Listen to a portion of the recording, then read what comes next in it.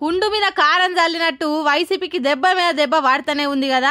ఎందుకంటారా, ఆ పార్టీకి మాజీ మంత్రి అవంతి శ్రీనివాస్ సారు రాజీనామా చేసేసరికి గట్టి దెబ్బనే దాకింది. ఇప్పుడున్న కష్టకాలంలో మిగిలిన కొంతమంది కూడా ఒక్కొక్కరికి ఇట్లా పార్టీకి హ్యాండ్ ఇచ్చిపోతుంటే పాపం జగనన్న బాధ వర్ణాతీతం అయిపోయిందని అంటుర్రు అంతా. అంతేకాదు, ఆయన పోతూ పోతూ మన తెలంగాణ గురించి ఏమన్నాడో ఇనుర్రో పారి. పెట్టుబడులు రావాలంటే ఏంటి, ఒక స్థిరమైన ప్రభుత్వం ఉంటేనే పెట్టుబడులు వస్తాయి.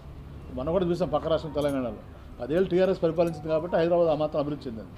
మన వాళ్ళు ఏమైనా రాష్ట్రం విడిపోగానే మనకి హైదరాబాద్ ఇది అయిపోతుందని చెప్పారు. కానీ ఉల్టా అయింది. హైదరాబాద్ సూపర్ డెవలప్ అయింది, మనం ఏమో డెవలప్ చేసుకోలేదు. హైదరాబాద్ ఎందుకు డెవలప్ అయిందంటే 10 ఏళ్ళు స్థిరమైన ప్రభుత్వం ఉంది కాబట్టి.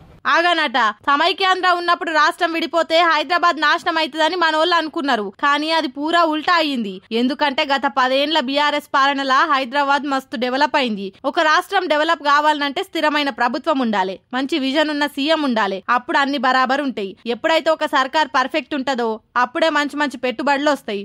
అప్పుడు ఆటోమేటిక్ గా రాష్ట్రం నంబర్ 1 పొజిషన్లు ఉంటది. అట్లనే ఇప్పుడు తెలంగాణ కూడా మంచి డెవలప్ అయిన రాష్ట్రంగా ఉన్నది అని చిన్నగా పొగుడతలేడు. ఇక ముచ్చట తెలిసి మనోళ్ళ ఆనందము ఆపవశమే లేదు పొర్రి. అదిరా మా తెలంగాణ అంటే. అందుకే కదా మహారాష్ట్ర మాకు కావాలి అని పోరాడింది. ఆ ముచ్చట మాకు ఎప్పుడో తెలుసు. జై తెలంగాణ, జై జై తెలంగాణ అని తొడలు కొట్టుకుంటా కామెంట్లు చేసి వైరల్ చేస్తారు ఈ వీడియోను.